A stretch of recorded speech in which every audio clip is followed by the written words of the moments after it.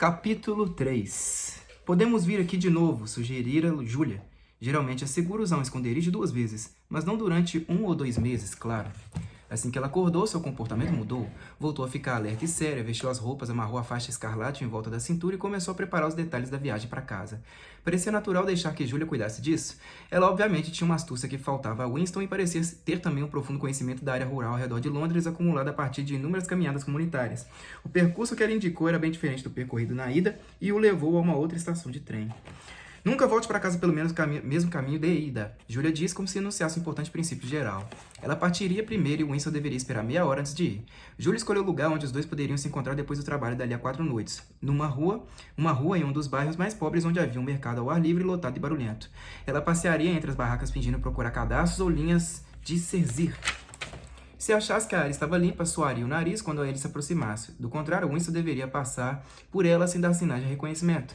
Porém, com sorte, no meio da multidão, seria seguro conversar por um quarto de hora e combinar o encontro seguinte. Agora preciso ir, ela disse assim que ele memorizou as instruções. Preciso estar de volta às 19h30.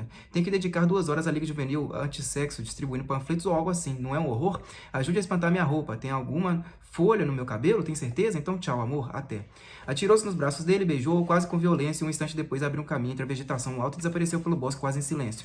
Winston ainda não sabia seu sobrenome nem onde morava, mas não fazia diferença, pois era impensável que alguma vez fossem se encontrar lá ou trocar algum tipo de comunicação escrita. Acontece que ambos nunca mais voltaram à clareira do bosque. Durante o mês de maio, houve apenas mais uma ocasião em que de fato conseguiram fazer amor. Foi em outro esconderijo que Júlia conhecia, a torre do sino de uma igreja destruída em uma parte quase deserta da área rural, onde uma bomba atômica caíra 30 anos antes.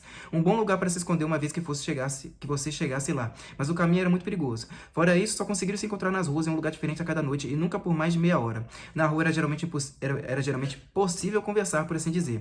Enquanto percorriam as ruas cheias, não muito próximos e jamais olhando um para o outro, mantinham uma estranha conversa intermitente, que era interrompida e retomada com uma luz de um farol, subitamente calada pelo surgimento de um uniforme do partido ou a proximidade de um de uma teletela, e resgatada minutos mais tarde no meio de uma frase, então abruptamente interrompida quando eles se separavam no lugar combinado e continuada quase sem preâmbulos do dia seguinte. Júlia parecia bastante acostumada a esse tipo de conversa que ela chamava de falar à prestação. Era também muito hábil em falar sem mover os lábios. Somente uma vez em quase um mês de encontros, todas as noites eles conseguiram trocar um beijo. Estava passando em silêncio por uma rua lateral. Júlia nunca abria a boca se estavam distantes das ruas principais, quando houve um rugido ensurdecedor. A terra trepidou e o ar escureceu, e Winston se viu deitado de lado, ferido e aterrorizado. Uma bomba devia ter caído bem perto dali. De repente ele se deu conta do rosto de Júlia a poucos centímetros do seu, mortalmente branco, branco como giz. Até os lábios estavam brancos. Ela estava morta. Winston a agarrou e descobriu que estava beijando um rosto vivo e quente, mas havia uma coisa poeirenta trabalhando seus lábios. Ambos tinham o rosto recoberto de gesso. Houve noites em que chegaram ao refúgio e precisaram passar um pelo outro sem dar nenhum sinal, porque uma patrulha tinha acabado de dobrar a esquina ou um helicóptero estava sobrevoando o local. Mesmo que fosse menos perigoso, ainda seria difícil achar tempo para encontros. Winston trabalhava 60 horas por semana e Julia ainda mais. Os dias livres variavam de acordo com a pressão do trabalho e nem sempre coincidiam. De todo modo, ela raramente dispunha de uma noite totalmente livre. Passava muito tempo participando de palestras e manifestações, distribuindo folhetos para a Liga Juvenil Antissexo, preparando faixas para a semana Liga Juvenil Antissexo, preparando faixas para a semana do ódio, fazendo coletas para as campanhas de poupança e atividades semelhantes. Compensava, ela dizia, era camuflagem. Se você seguisse as pequenas regras, podia quebrar as grandes. Ela inclusive convenceu Winston a sacrificar mais uma de suas noites ao se inscrever para trabalhar por algumas horas na fábrica de munição, um serviço voluntário prestado por membros dedicados do partido. Assim, uma noite por semana, Winston passava 4 horas em um tédio paralisante, juntando pedacinhos de metal, provavelmente partes de fusíveis de bombas, em uma oficina mal iluminada, onde golpes de martelo se misturavam à música das teletelas.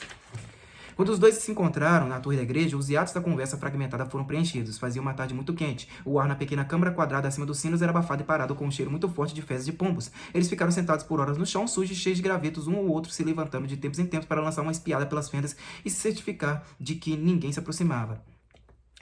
Júlia tinha 26 anos, morava em um alojamento com outras 30 moças, sempre no meio daquela nhaca, como eu odeio mulher, ela disse entre parênteses, e trabalhava como ele havia suposto nas máquinas escrevedeiras de romance do departamento de ficção. Gostava do trabalho, que consistia principalmente no controle e na manutenção de um motor elétrico muito potente, porém complexo. Não era especialista, mas gostava de usar as mãos e se sentia à vontade com equipamentos. Era capaz de descrever todo o processo de composição de um romance, desde as orientações gerais emitidas pelo comitê de planejamento até os toques finais do esquadrão de reescrita. Mas não tinha interesse no produto final. Não ligava muito para a leitura, avisou. Livros era apenas um item que precisava ser produzido como geleia ou cadarços. Ela não tinha lembrança de nada anterior ao início dos anos 1960 e a única pessoa que conhecera e com quem havia falado com frequência sobre os dias anteriores à Revolução tinha sido um avô que sumira quando Julia tinha 8 anos. Na escola, fora capitã do time de hóquei e conquistaram o troféu de ginástica por 2 anos consecutivos. Foi líder de tropa dos espiões, nos espiões e secretária de uma divisão da Liga Juvenil antes de se juntar à Liga Juvenil de sexo. Demonstrara sempre um excelente temperamento. Havia até, se não infeliz de boa reputação, sido escolhida para trabalhar na Supornô, a subseção do departamento de ficção que produzia pornografia barata para distribuição aos proletas. O lugar era chamado de buraco sujo por quem trabalhava ali. Quem trabalhava lá. Ali permanecera por um ano ajudando a produzir folhetos em pacotes selados com títulos como História de Espancamento e Uma Noite no Internato Feminino, a serem comprados furtivamente por jovens proletários que tinham a impressão de estar adquirindo algo ilegal. E como são esses livros? Perguntou Winston curioso. São péssimos. São forçados, na verdade. Eles só têm 6 argumentos, mas variam um pouco. Claro que eu só ficava nos caleidoscópios. Nunca estive no esquadrão de reescrita. Não sou uma literata, querido. Não o suficiente nem mesmo para isso. Ele soube com grande espanto que todos os trabalhadores na Supornô, exceto o chefe do departamento, eram moças. A teoria era que homens cujos instintos sexuais eram menos controlados do que os das mulheres correriam um risco maior de serem corrompidos pelo sujeira com que lidavam. Eles não gostam nem de ter mulheres casadas lá. As moças supostamente são bem puras. Bem, aqui está uma que não é.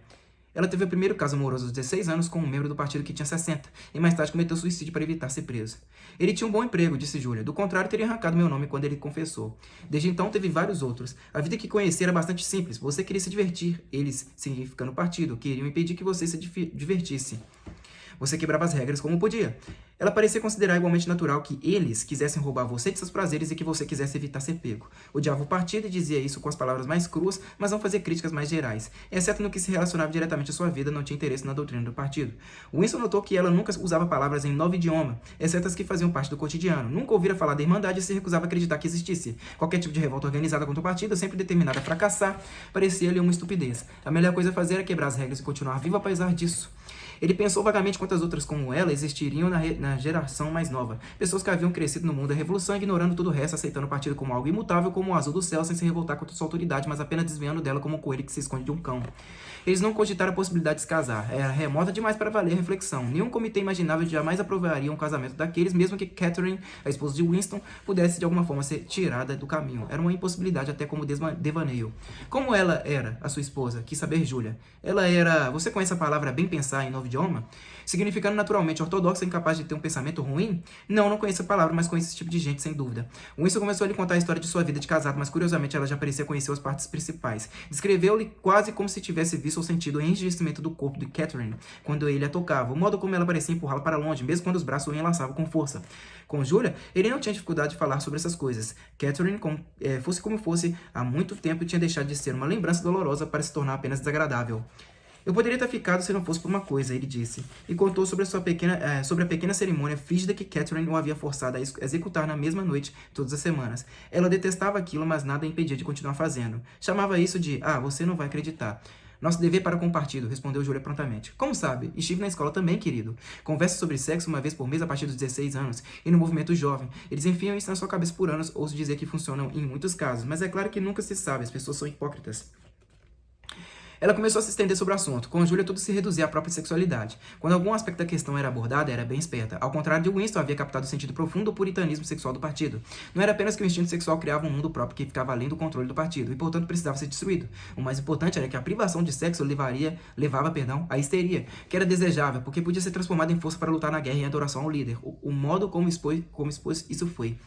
Quando você faz amor, está gastando energia, e depois você fica feliz e não dá a menor bola para nada.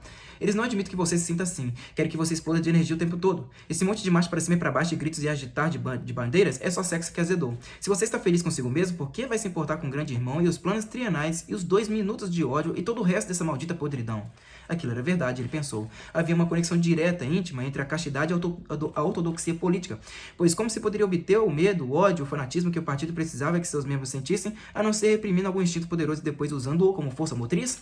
O impulso sexual era perigoso para o partido, e o partido o usava a seu favor. Executava um truque parecido em relação ao instinto parental. A família não podia de fato ser dissolvida. Na verdade, as pessoas eram incentivadas a se manter próximas de seus filhos quase como do modo antigo. As crianças, por outro lado, eram sistematicamente postas contra seus pais, ensinadas a espioná-los e a deletar seus desvios.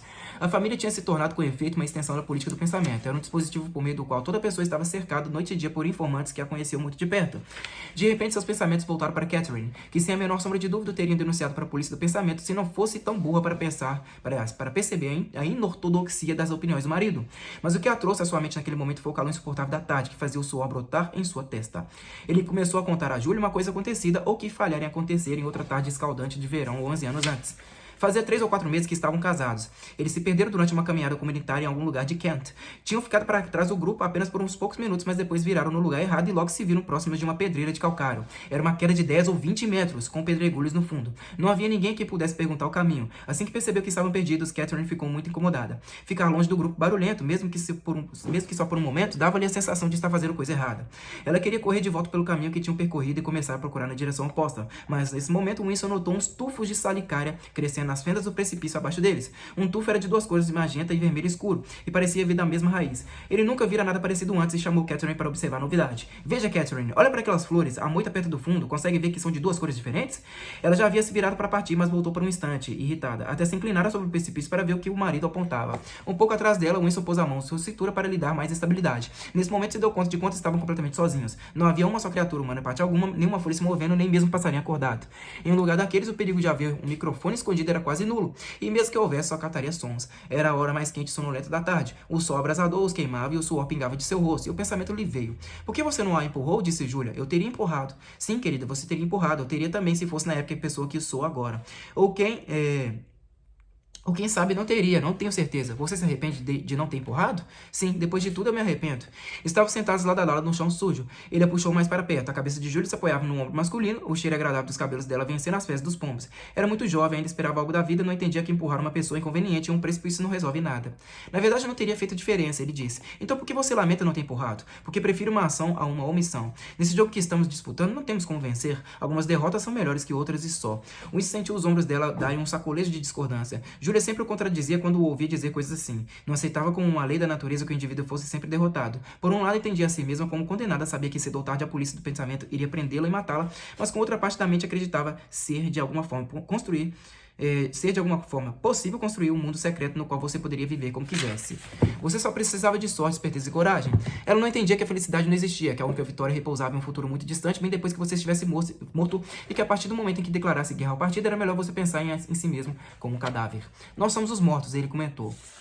Nós não estamos mortos ainda, disse Julia de maneira prosaica. Não fisicamente. 6 meses, 1 ano, talvez 5 é concebível. Eu tenho medo da morte. Você é jovem, então supostamente tem mais medo do que eu. Claro que devemos adiá-la tanto quanto possível, mas faz pouca diferença. Enquanto os seres humanos permanecerem humanos, morte e vida são a mesma coisa. Besteira. Com quem você preferiria dormir? Comigo ou com o esqueleto? Não gosta de estar vivo? Não gosta da sensação de isto ou eu? Essa é a minha mão, essa é a minha perna, eu sou real, sólido, estou vivo. Não gosta disso?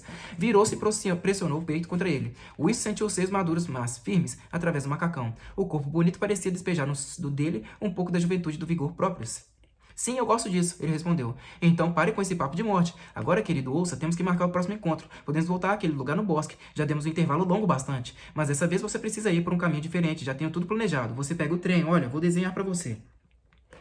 E de seu jeito prático, ela formou um pequeno quadrado de poeira e com um graveto tirado de um ninho de pombos desenhou um mapa no chão. É isso aí, pessoal. Eu vou parar por aqui, capítulo 4 do livro, página 147. No próximo vídeo eu dou continuidade à nossa leitura, beleza? Muito obrigado a todos vocês. Até a próxima e falou!